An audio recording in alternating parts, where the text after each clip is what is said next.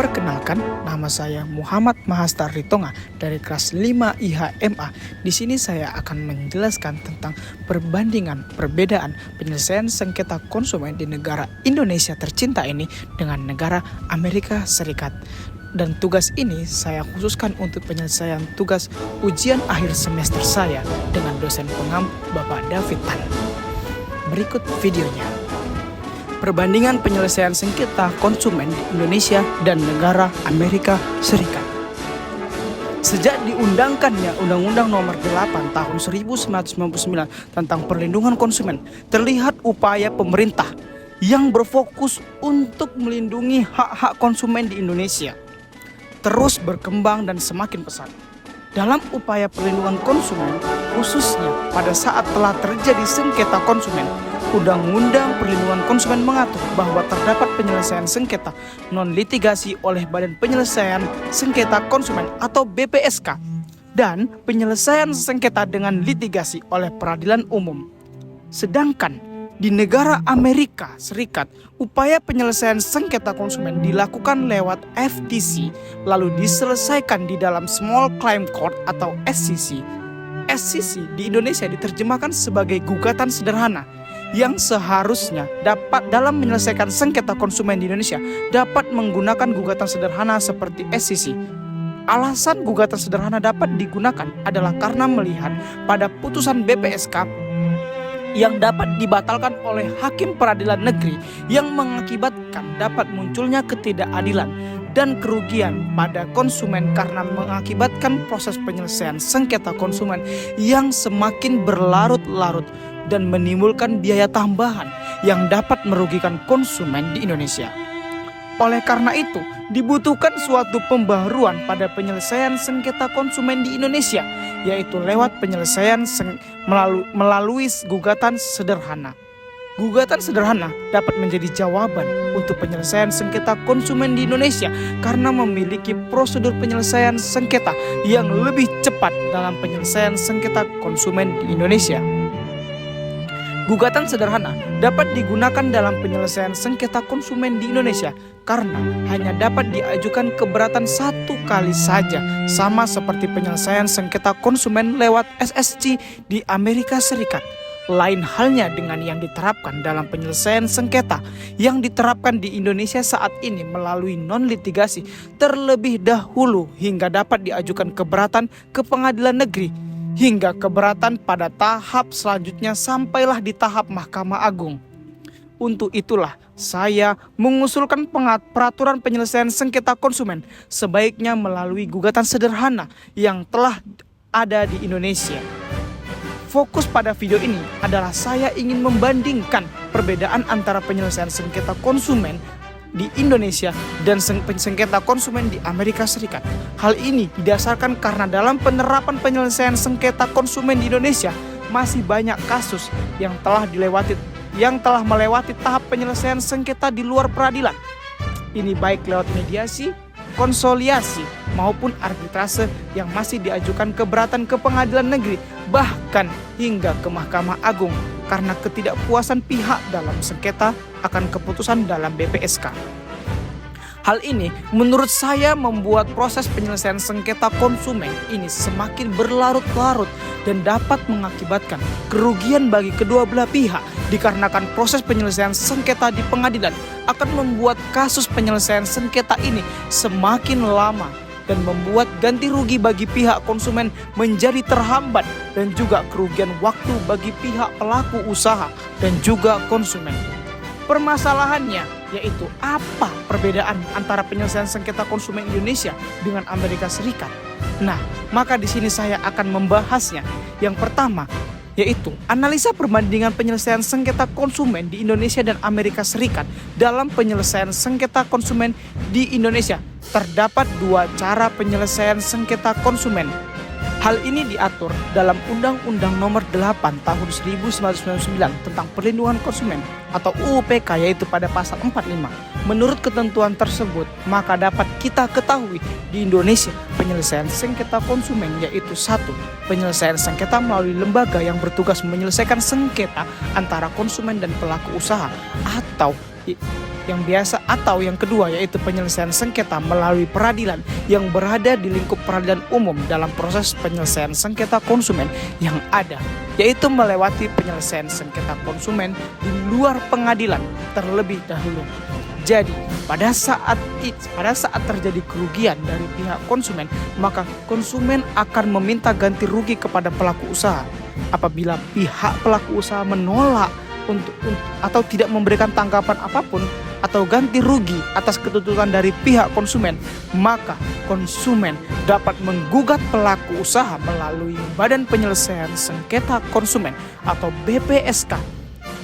Konsumen dapat mengadu kepada lembaga LPKSM atau dapat langsung mengajukan gugatan terhadap pelaku usaha yang bersangkutan kepada BPSK. Konsumen dapat mengadu kepada LPKSM terlebih dahulu agar dapat menggugat ke BPSK. Anggota LPKSM dapat mendampingi konsumen dalam proses penyelesaian sengketa di BPSK. Jika kita melihat pada proses penyelesaian sengketa di negara Amerika, ada persamaan dan juga ada perbedaan dalam proses penyelesaian sengketa konsumen tersebut.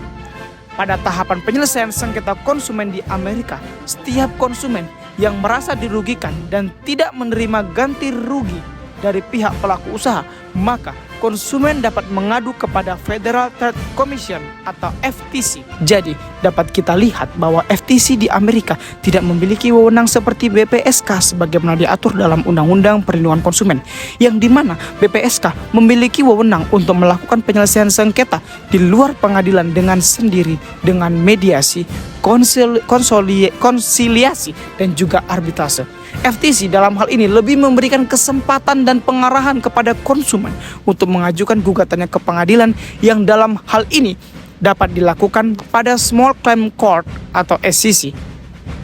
Dalam penyelesaian sengketa konsumen di Amerika lewat SCC, apabila salah satu pihak atau kedua belah pihak yang bersengketa merasa keberatan dengan keputusan dari SCC, maka hanya dimungkinkan untuk pengajuan keberatan hanya satu kali. Lain halnya dengan di Indonesia yang dapat lebih dari satu kali. Upaya keberatan pada putusan BPSK diatur dalam pasal 56 Undang ayat 2, di mana para pihak dapat mengajukan keberatan ke pengadilan negeri paling lama 14 hari setelah pemberian putusan BPSK. Dalam penyelesaian sengketa konsumen di luar pengadilan, dalam Undang-Undang Perlindungan Konsumen mengatur bahwa BPSK merupakan lembaga yang berwenang menyelesaikan sengketa antara konsumen dan pelaku usaha. Dalam hal ini, BPSK hanya diberi waktu 21 hari untuk memutus sengketa konsumen. BPSK memberikan 3 pilihan penyelesaian sengketa kepada konsumen dan pelaku usaha, yaitu mediasi, konsiliasi, dan juga arbitrase. Mediasi merupakan suatu proses penyelesaian sengketa yang dimana terdapat pihak ketiga yaitu BPSK yang mengajak pihaknya yang bersengketa untuk bernegosiasi. Dalam mediasi terdapat pihak mediator yang menjadi penengah dan tidak memihak kepada salah satu pihak. Adapun konsiliasi yang dapat ditempuh dengan inisiatif salah satu pihak atau para pihak, di mana majelis BPSK bertugas sebagai perantara antara para pihak yang bersengketa dan majelis BPSK bersifat pasif. Penyelesaian sengketa ini memiliki kesamaan dengan arbitrase dan juga menyerahkan kepada pihak ketiga untuk memberi pendapatnya tentang sengketa yang disampaikan para pihak. Selain itu, penyelesaian sengketa oleh BPSK dapat dilakukan dengan arbitrase yang merupakan suatu cara penyelesaian sengketa di luar peradilan yang telah didasarkan pada perjanjian arbitrase yang dibuat oleh para pihak yang bersengketa terlebih dahulu. Arbitrase memiliki kelebihan di mana keputusan dalam arbitrase langsung final dan mempunyai kekuatan hukum tetap dan mengikat bagi para pihak. Apabila metode penyelesaian sengketa di luar peradilan yang dilakukan BPSK tidak diterima oleh salah satu pihak atau bahkan kedua belah pihak, maka pihak yang tidak menerima keputusan BPSK ini tidak dapat mengajukan keberatan kepada pengadilan negeri. Dan dalam penyelesaian sengketa di pengadilan dapat dimungkinkan upaya hukum akan putusan BPSK yang tidak diterima ini dapat mencapai persidangan hingga akhirnya sampai di peradilan Mahkamah Agung atau yang biasa kita kenal dengan peninjauan kembali. Sedangkan dalam proses penyelesaian sengketa yang dilakukan di Amerika, yaitu lewat penyelesaian sengketa alternatif, tidak diterima oleh salah satu pihak, maka pihak tersebut dapat mengadu kepada FTC yang akan mengarahkan konsumen untuk mengajukan gugatan sengketa konsumen tersebut kepada SCC maupun ke District Court. Maka kesimpulannya, dalam upaya perlindungan konsumen di negara Indonesia dan Amerika Serikat memiliki beberapa perbedaan, yaitu dari ketentuan peraturan yang mengatur tentang perlindungan konsumen, lembaga perlindungan konsumen, dan upaya penyelesaian sengketa konsumen di Indonesia. Upaya penyelesaian sengketa konsumen dapat dilakukan di luar pengadilan dan juga lewat pengadilan. Di luar pengadilan, Indonesia memberikan wewenang kepada Lembaga Perlindungan Konsumen Swadaya Masyarakat atau yang kita kenal dengan LPKSM dan Badan Penyelesaian Sengketa Konsumen atau BPSK untuk menyelesaikan sengketa konsumen yang terjadi di Indonesia. LPKSM berwenang dalam upaya perlindungan konsumen dalam pengawasan dan pengarahan konsumen, sedangkan BPSK berwenang dalam penyelesaian sengketa konsumen dengan mengeluarkan putusan BPSK. Akan tetapi, apabila putusan BPSK tidak diterima oleh pihak dalam sengketa, maka akan melewati jalur litigasi di pengadilan. Hal ini berbeda dengan Amerika Serikat yang penerapan penyelesaian sengketa konsumennya diatur oleh Federal Trade Commission atau FTC yang bergerak dalam bidang persaingan usaha dan juga perlindungan konsumen. Akan tetapi, FTC tidak berwenang untuk menyelesaikan sengketa konsumen karena proses penyelesaian sengketa konsumen dilakukan oleh SCC. Demikian dapat saya sampaikan. Atas kurang dan lebihnya saya ucapkan terima kasih. Wassalamualaikum warahmatullahi wabarakatuh.